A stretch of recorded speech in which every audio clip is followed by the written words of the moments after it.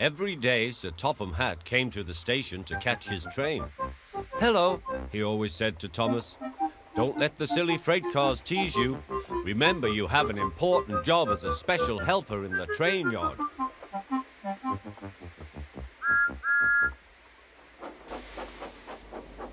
There were lots of freight cars, and Thomas worked very hard pushing and pulling them into place. There was also a small coach and two strange things his driver called cranes.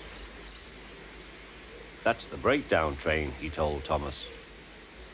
"The cranes are for lifting heavy things, like engines and coaches and freight cars." One day, Thomas was in the yard.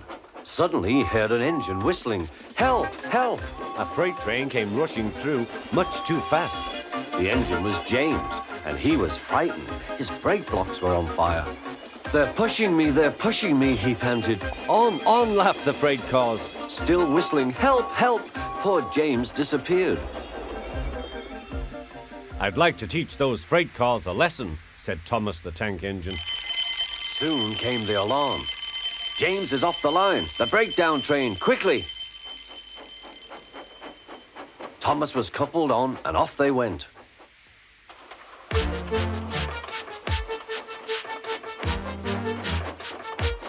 Thomas worked his hardest. "Hurry, hurry, hurry," he puffed. He wasn't pretending to be like Gordon. He really meant it. "Bother those freight cars and their tricks. I hope poor James isn't hurt."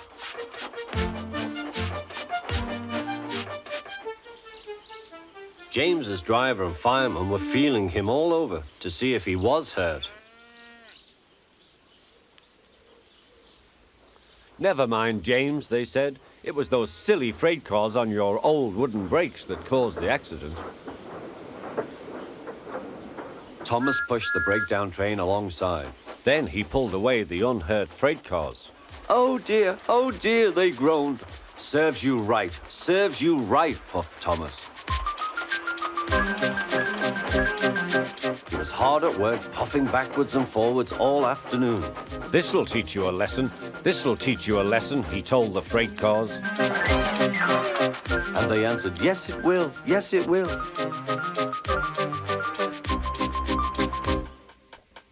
They left the broken cars.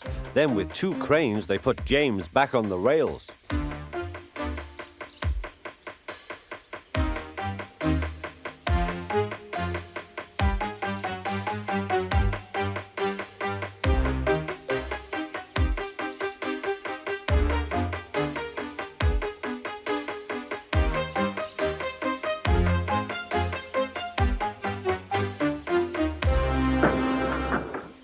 He tried to move, but he couldn't, so Thomas helped him back to the shed.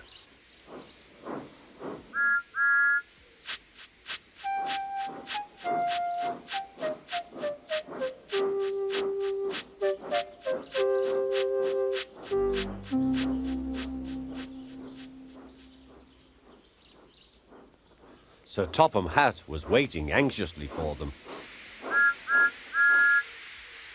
Well, Thomas, he said, I've heard all about it and I'm very pleased with you.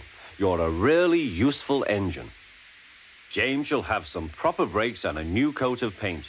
And you shall have a branch line all to yourself. Oh, thank you, sir, said Thomas.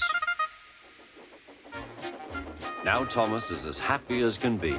He has a branch line and two coaches called Annie and Clarabel. He puffs proudly backwards and forwards with them all day.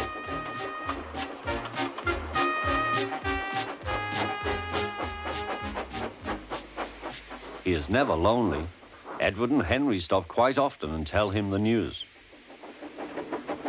Gordon is always in a hurry, but never forgets to say poop, poop. And Thomas always whistles peep, peep in return.